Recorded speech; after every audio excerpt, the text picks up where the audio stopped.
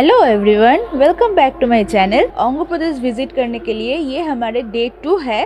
पिछले एपिसोड में आपने देखा था हमने कैसे यहाँ का डिफरेंट स्पॉट कवर किए थे। आज हम घूमने वाले हैं मंदार हिल एंड ओरनी डैम।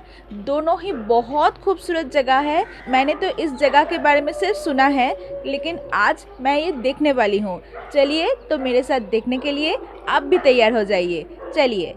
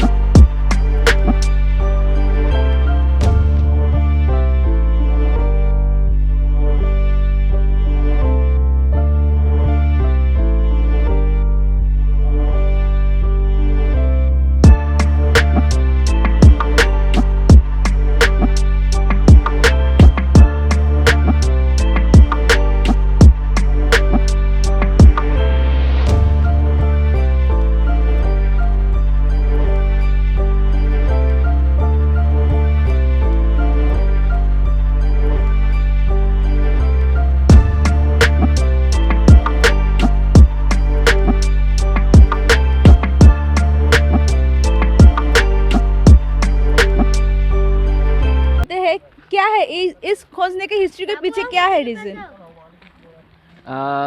जैसा कि हम लोग जानते हैं कि अभी हम लोग ओरनी डैम पे खड़े हैं। काफ़ी दिनों से इस पे काम चल रहा था, इसके सौंदर्यीकरण का, लेकिन हो रहा था काम, लेकिन कोविड के बाद काफ़ी समय लगा, लेकिन अब जा कर के एक अपना रूप ले पाया है।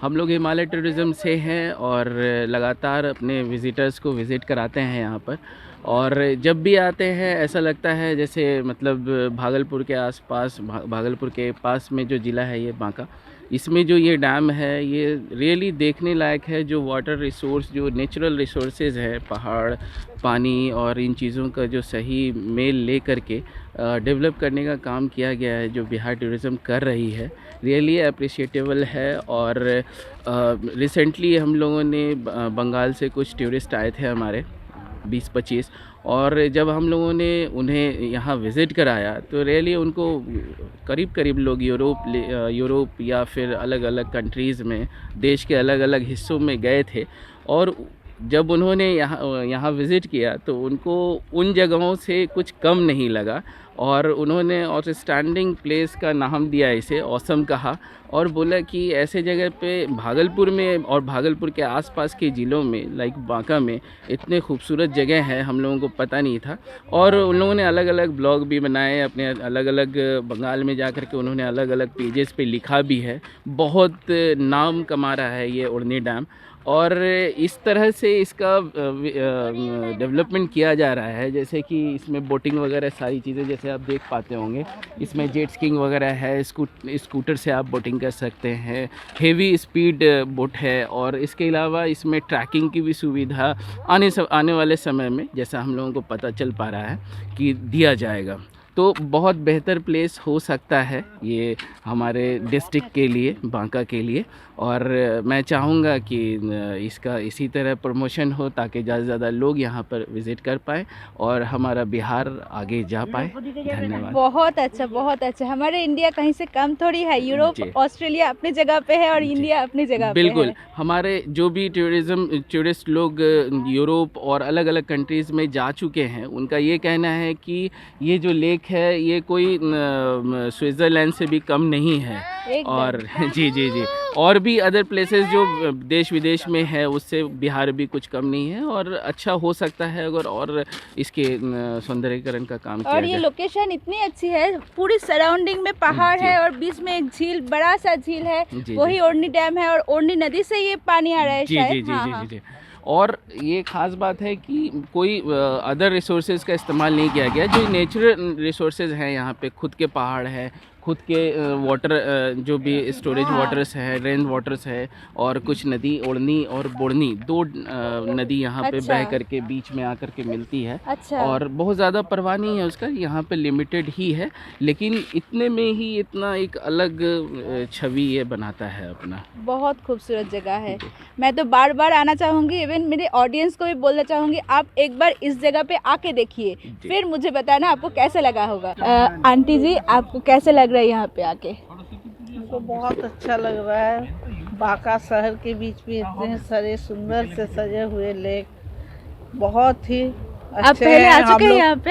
हाँ, पहली बार मैं आ रही हूँ और हम लोग कभी बोट का इंतजार कर रहे हैं। हाँ, बोटिंग करना और ये है प्रोफेसर साहब की एकमात्र बेटा है, नाम बोलो आपके? विवेक ज्योति मुखर्जी। विवेक ज्योति मुखर्जी को कैसा लग रहा है ओढ़नी डैम आके?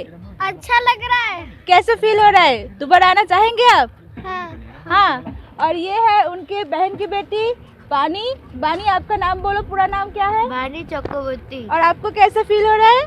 मुझे बहुत अच्छा लग रहा है यहाँ का ताज़ा हवा में आके। और क्या क्या यहाँ देखने को मिल रहा है? वाटर स्पोर्ट्स एक्टिविटी करना चाहेंगे आप? नहीं, मुझे थोड़ा सा डर लग रहा है? लगता है। नहीं नहीं, डरने की कोई बात नहीं है, लाइफ जैकेट पहना दिया जाएगा आपको, डरने की कोई बात नहीं। चलो मेरे साथ। हाँ ठीक है।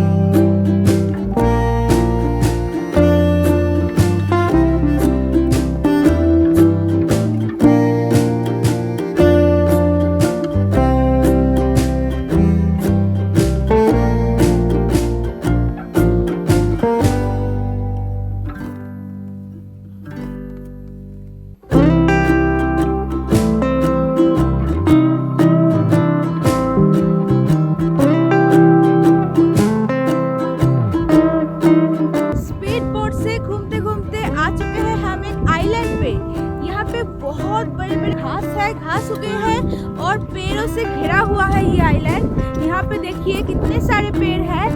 एक्चुअली ये ओरनी डैम जो पानी को यहाँ रिजर्व किया गया है, यहाँ पे बहुत सारा टापू आपको दिखाई देगा और वो टापू पे आप कहीं भी, जैसे इस टापू को डेवलप किया गया, बैठने का जगह जगह किया गया है, गाछ लगाया गया है, गाछ के ऊपर चूना से रंग के यहाँ पे सुंदर बैठने का एक जगह बनाया गया है, मनोरम। उसी तरह देखिए छोटा सा टापू उस जगह पे, फिर उतना दूर में टापू है, फिर इधर आप जाएंगे तो टापू है। तो छोटा छोटा टापू है और इस टापू के बगल में जो भी आप पहाड़ देख रहे हैं, ये चारों ओर से पहाड़ से ये घिरा हुआ है और बीच में पानी है। अब एक सवाल आता है कि यहाँ जनरल पीपल लोग आ सकते हैं कि नहीं। देखिए आप चारों ओर अगर देखेंगे, गाय चढ़ाते हुए आपको मिल जाएंगे। हाँ। जो गडेरिया है वो लोग गाय चढ़ा रहे हैं, खेल रहे हैं। हाँ, आप वहाँ घर भी देख सकते हैं। हाँ, वहाँ छोटा सा घर आपको दिखाई देगा। तो इस सराउंडिंग्स में भी पहाड़ी गाँव है जहाँ पे आदमी रहते हैं, लेकिन वो ये रास्ता नहीं है उनका जाने का। उनका रास्ता डिफरेंट गांव के भीतर से छोटा छोटा पगडंडी होके वो रास्ता में वो लोग पहुंच रहे हैं। ये टोटली आपको उत्तरांचल के एक एजेंसी को दिया गया कि आप इसको डेवलप करें और नीतीश कुमार हमारे जो मुख्यमंत्री जी हैं, उनका ये ड्रीम प्रोजेक्ट है। यहाँ हर तरह का एक वाटर आपका जो स्पोर्ट्स है वो भी यहाँ चालू होने वाला है। यहाँ पैराग्लाइडिंग, पैरास्केलिंग दोनों यहाँ चालू होने वाला है। यहाँ पे जो इसी आइलैंड में आपका जो है टेंट लगेंगे, यहाँ आदमी रात बिता सकते हैं और एक पहाड़ से चढ़ के दूसरा पहाड़ होते हुए पूरा ट्रेकिंग रूट तैयार होता है। हाँ, ट्रेकिंग आपको घूम के आ सकते हैं। तो ये एक आने वाले दिन में हम कहेंगे कि इंडिया का टॉप टूरिस्ट स्पॉट में से एक ये बिल्कुल।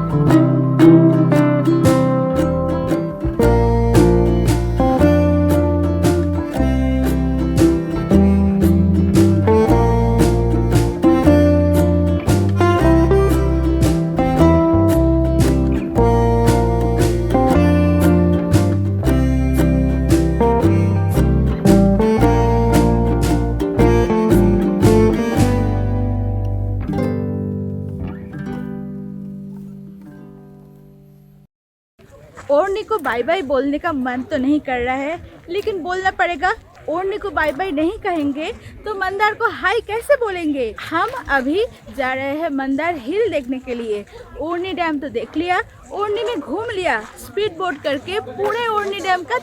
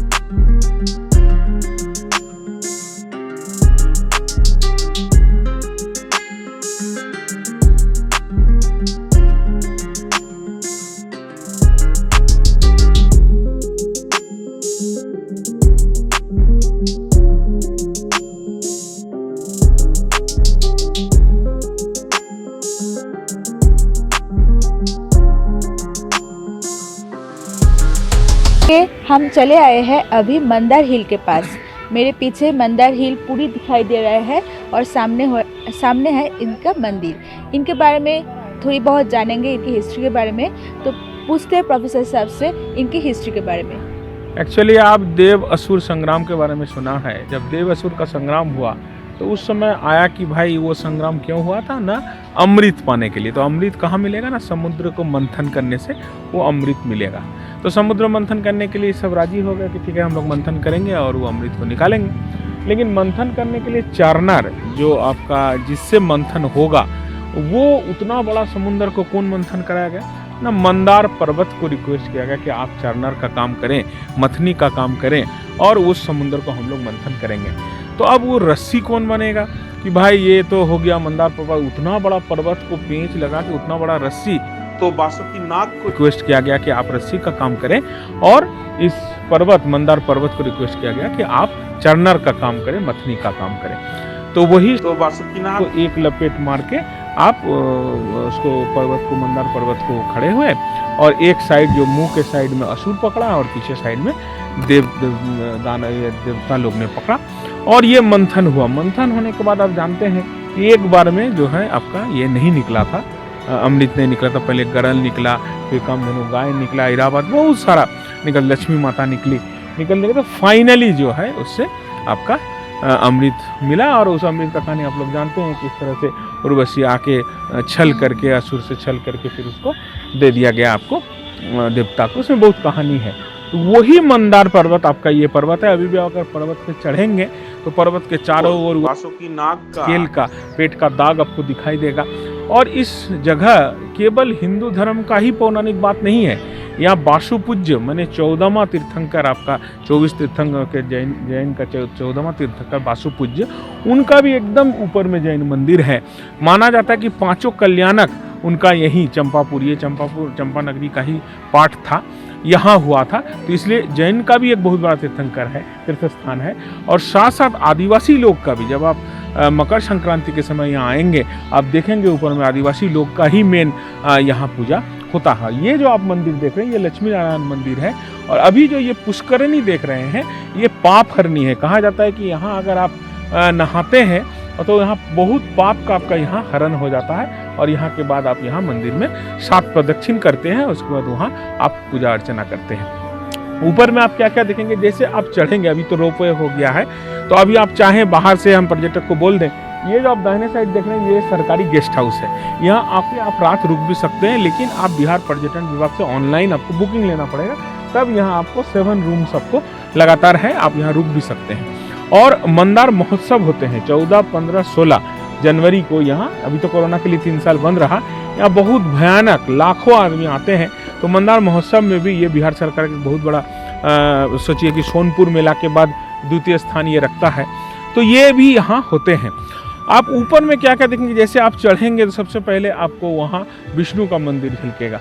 उसके ऊपर आप चलेंगे तो शंख कुंड, माने शंख के आकार का वहाँ एक पत्थर का ये रखा हुआ है, मूर्ति रखा हुआ है। और वहाँ एक कुंड आपको नजर आएगा और वो कुंड का पानी कहाँ से आ रहा है ये आपको कहीं देखने को नहीं मिलेगा। आगे आप बढ़ते चले जाएंगे तो 7 मंदिर आपको पार करना पड़ेगा, एक के बाद एक। लक्ष्मी मंदिर भी है ऊपर में। मधु कैटभ, मैंने जिस समय यहाँ मधु असुर हुआ करता था, उस असुर को मारे थे विष्णु, ये मधुसूदन नाम पड़ा था उनका। यहाँ मधुसूदन मंदिर भी है बगल में स्थापित, वो मंदिर भी आपको ऊपर में देखने को मिलेगा। और चढ़ते चढ़ते सबसे ऊपर में जाके आप वो मंदिर जो दिखाई दे रहा है वहां तक आप पहुंचेंगे। अभी रोपवे है, ऐसे चढ़ने में 2 से 2.5 घंटा में आप ऊपर चढ़ सकते हैं। और नहीं तो आप रोपवे से जाएंगे तो 15 से 20 मिनट में आप वहाँ पहुँच जाएंगे। रोपवे का चार्ज क्या है? रोपवे टू एंड फ्रो 80 रुपया है। हमको लगता है कि इंडिया में सबसे कम रेट है यहाँ। टू एंड फ्रो, जाना आना दोनों मिला के 80 रुपया है। ये हिस्ट्री तो बहुत इंटरेस्टिंग है। और ये मंदिर भी हम नहीं विजिट कर सकते, कोरोना की वजह से मंदिर बंद है और रोपवे भी बंद है। देखते हैं हम ऊपर तक जा सकते हैं कि नहीं। मंदार हिल के बारे में थोड़ी और जानकारी चाहिए थी हमको, इसलिए हम इनसे बात किया है। इनके पास बहुत सारी इन्फॉर्मेशन है जो कि हमारे पास नहीं थी। मैं पूछने वाली हूँ, आप पहले तो आपका नाम बताइए। मेरा नाम हरिओम कुमार भगत है। और यहाँ पे आप क्या करते हैं?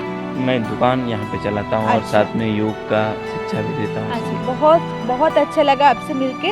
आप प्लीज बताइए इस जगह की हिस्ट्री के बारे में थोड़ा बहुत। देखिए, यहाँ के हिस्ट्री के बारे में बहुत सारे ऐसे बात है जो कि रहस्यमय है, लेकिन हम लोग जैसा जानते हैं कि यहाँ इसी पर्वत से समुद्र मंथन हुई थी। हाँ। देव और दानव, हिरण्याक्ष नाम का एक राक्षस थे अच्छा और इंद्रदेव लोगों में हुआ था ये।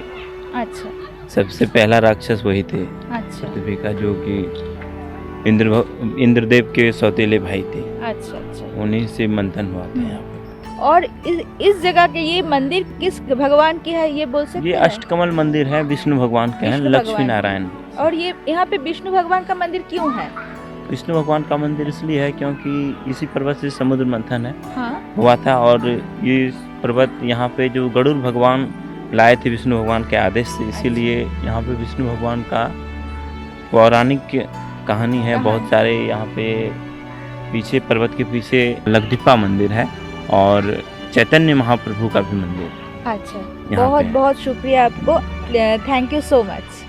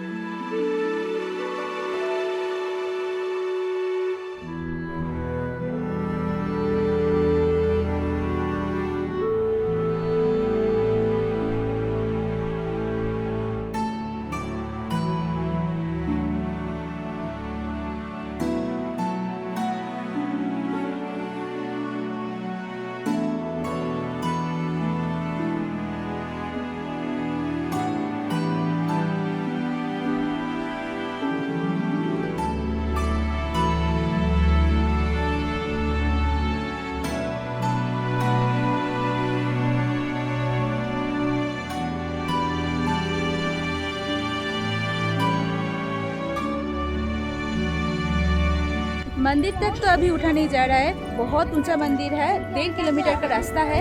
हम अभी यहीं से वापस जा रहे हैं, थोड़ी बहुत उठे थे हम, लेकिन यहाँ से ही मंदिर का व्यू नज़ारा देख लेते हैं। यहाँ से मंदिर को प्रणाम करते हुए हम अभी वापस जा रहे हैं। यहाँ से पैराग्लाइडिंग करने का ऑप्शन भी है, लेकिन अभी वो ऑप्शन अवेलेबल नहीं है। शायद फ्यूचर में ये ऑप्शन अवेलेबल हो जाएगा, तब आप भी आ सकते हैं एवं यहाँ से पैराग्लाइडिंग करते हुए यहाँ पूरा रीजन आप घूम सकते हैं ऊपर के व्यू से। हम लोग अभी मंदिर हिल से निकल चुके हैं, हम सीधे जाए।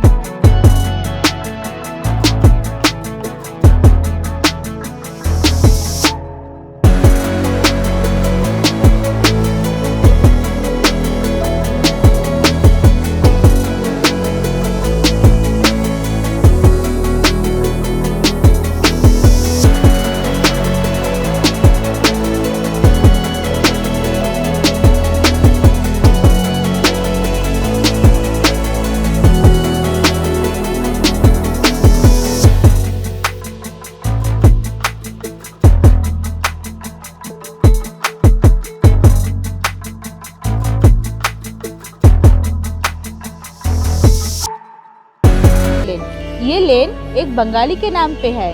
क्यों ये लेन क्यों बंगाली के नाम पे है जानना है? ये लेन में जो एक बाड़ी हमारे पीछे दिख रहा है, वो बाड़ी है शरत चंद्र चट्टोपाध्याय की, देवदास उपन्यास का जो राइटर है। इस बात में हम थोड़े डिटेल्स में जानना चाहेंगे आपसे, प्लीज बोलिए। देवदास और श्रीकांतो इधर का ही आदमी था। देवदास को शरत चंद्र का दूसरा कैरेक्टर है। तो इधर में जो था, इधर सामने गंगा है, गंगा नदी है, और ये जो लेन है ये लोन बंगाली टोला बोलते हैं। बंगाली टोला में बंगाली ज़्यादा रहते हैं।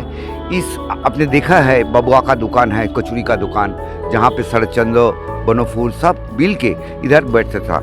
और इधर में जो शरत चंद्र का मामा बाड़ी है, इस मामावाड़ी में सब आदमी आता है, जितना जितना लेखक है, जितना उपन्यासिक है, जितना साहित्यिक है, सब लोग यहाँ पर आता है। ये भागलपुर के मिट्टी का एक गुण था, ये गुण से ही शरचंद हुआ, बनफूल हुआ। तो इस मिट्टी का सुवास अगर आप लेना चाहेंगे तो जरूर आइए इस भागलपुर में।